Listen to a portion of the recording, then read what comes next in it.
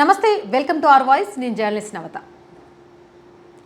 Go సంరక్షణ కోసం ప్రత్యేక చట్టాలను తీసుకువస్తాను అంటూ గతంలోనే బీజేపీ ప్రభుత్వం చెప్పడం జరిగింది. మోడీ 3.0లో ఆ చట్టాలు ఖచ్చితంగా అమలు చేస్తాం. గోవధ, దాంతోపాటు గోవులను అపహరించడం అతిపెద్ద తప్పుగా పరిగణిస్తాం. ఇలాంటి వారికి శిక్షలు తప్పదు. ఇది దేశవ్యాప్తంగా ఉన్న ప్రతి రాష్ట్రంలో కూడా కఠినంగా అమలయ్యేలాగా చేస్తామంటూ కూడా అమిత్ షా మరొకసారి కీలక వ్యాఖ్యలు చేశారు. దీనికోసం ప్రత్యేక చట్టాలనే తీసుకురాబోతున్నారట. ఏదేమైనా కానీ సనాతన ధర్మంలో, హిందూ సాంప్రదాయంలో గోవులకు ఒక ప్రత్యేక స్థానం ఉంటుంది. తల్లిని ఎంత గౌరవిస్తామో పూజిస్తామో గోవులను కూడా అంతే గౌరవిస్తాం, పూజిస్తాం. ఎందుకంటే ముక్కోటి దేవతలకు పూజ చేయలేని వాళ్ళు గోమాతకు పూజ చేస్తే ముక్కోటి దేవతలకు పూజ చేసినట్టుగానే భావిస్తారు. అంత పుణ్యఫలం వస్తుంది అనుకుంటున్నారు. అంతేకాదు, గోవు చుట్టూ 3 ప్రదక్షిణాలు చేస్తే ముల్లోకాలకు తిరిగి వచ్చినంత పుణ్యఫలం లభిస్తుంది అని భావిస్తారు. అలాంటి గోవులను వధించడం ద్వారా సనాతన ధర్మాన్ని వధిస్తున్నామని కొంతమంది పైశాచిక ఆనందం పొందుతూ ఉంటారు. వాళ్ళ లక్ష్యం సనాతన ధర్మం. ఆ సనాతన ధర్మాన్ని నాశనం చేయడం కోసమే గోవుల మీద వాళ్ళ పైశాచికత్వాన్ని చూపిస్తూ ఉంటారు. ఇది కూడా మనందరికీ తెలిసిన విషయమే. ఏదేమైనా గోవులను రక్షించడానికి అమిత్ షా మాట్లాడిన వ్యాఖ్యలు ఏంటి అని చూసిన తర్వాత మిగిలింది మాట్లాడుకుందాం.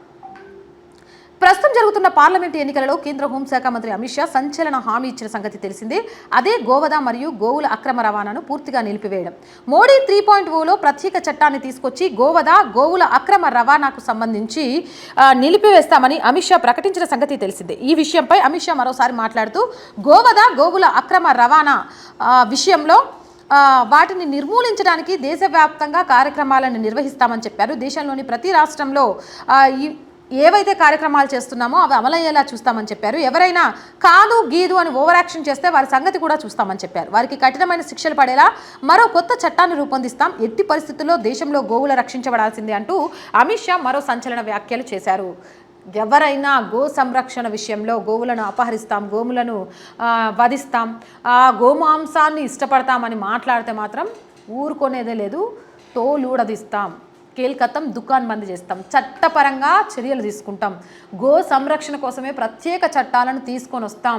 తీసుకురావాల్సిన బాధ్యత కూడా ఉంది. ఎందుకు అంటే సనాతన ధర్మాన్ని ఆచరించే ఈ భారతదేశంలో గోవులకున్న స్థానం అలాంటిది.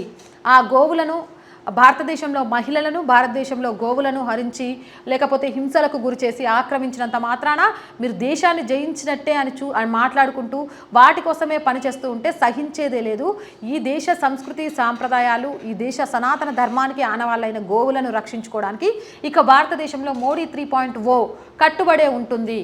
ఖబర్దార్ గోవుల జోలికి వస్తే ఏ రాష్ట్రంలోనైనా ఈ చట్టం అమలు చేయాల్సిందే. అమలు చేయమంటే ఊరుకోకుండా ఉండే విధంగా ఖచ్చితంగా అమలు చేసే విధంగా ఈ చట్టాలను తీసుకొస్తామని అమిత్ షా మళ్ళీ కీలక వ్యాఖ్యలు చేశారట. ఏదేమైనా గోవులను రక్షించుకోవడం మనందరి బాధ్యత. సో గో సంరక్షణ కోసం ఇంత గొప్ప చట్టాలను తీసుకొస్తున్న మోదీ ప్రభుత్వానికి ఖచ్చితంగా సనాతన ధర్మాన్ని నమ్మిన ప్రతి ఒక్కరూ కూడా రుణపడి ఉండాల్సిందే. నేనైతే చాలా సంతోషంగా ఉన్నాను. మీకేమనిపిస్తోంది ఈ చట్టం వస్తుంది అంటే అనేది కామెంట్ సెక్షన్లో పెట్టేయండి. మోర్ వీడియోస్ కోసం మన ఛానల్ వెంటనే సబ్స్క్రైబ్ చేయండి. ఈ వీడియో నచ్చితే లైక్ చేయండి, షేర్ చేయండి అండ్ సపోర్ట్ చేయండి. Please support our channel, please subscribe our channel. జై భారత్.